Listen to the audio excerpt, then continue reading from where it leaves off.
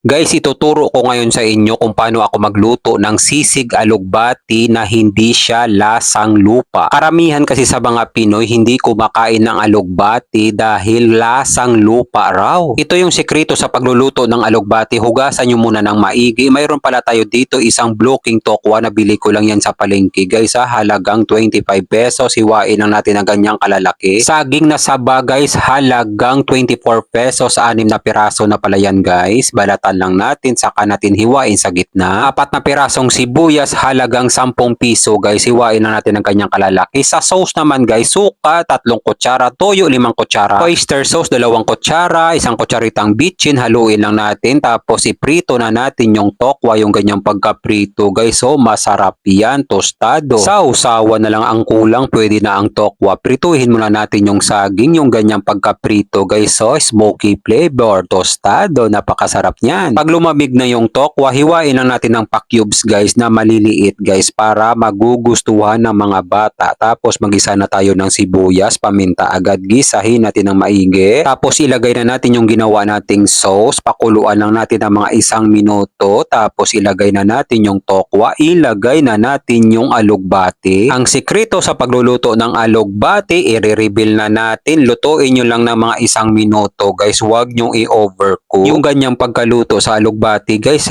yung hindi pa siya masyadong lanta para hindi lumabas yung pagkalasang lupa niya. Yung nalalasahan yung lasang lupa sa alugbati kapag na-overcook nyo yun guys, yung sobrang lanta na siya, dun lalabas yung pagkalasang lupa niya talaga. Sa sinangag naman guys, bahaw na kanin, 3 kutsarang toyo, kaunting paminta, halo-halong kayin natin hanggang kumapit yung mga pampalasa sa bahaw na kanin. Yung ganyang pagkaluto guys napakasarap na sinangag, lalo na kung mainit mo pakainin. Shoutout nga pala sa ating mga kababayang OFW sa palagi niyong panonood. Maraming salamat. Ingat po kayo palagi dyan kung saang bansa man kayo. Maraming salamat din sa ating mga followers sa palagi niyong panonood. Ingat po kayo palagi dyan kung saang lugar man kayo. God, maraming salamat po sa biyaya na binibigay mo sa araw-araw. I-bless niyo po yung food na magiging silbing lakas sa katawan namin. Amen. Kain tayo guys. Kain Pinas. Para sa inyong lahat to guys Yan, first bite.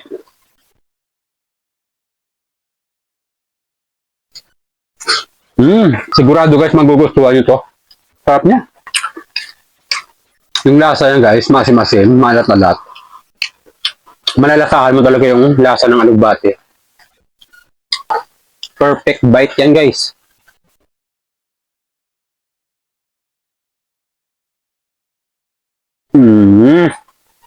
Grabe, kampiyon! Guys, try nyo to guys napakasarap.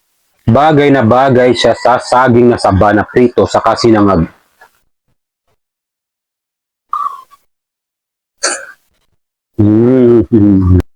Guys, medyo mahaba na ang video. Bibigyan ko na kayo ng pangmalakasan. Perfect bite guys. Pangmalakasan talaga to.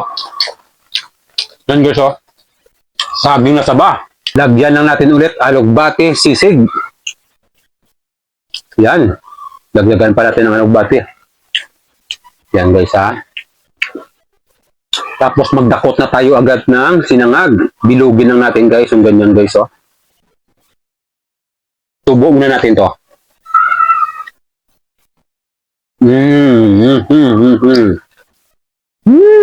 Kampiyon!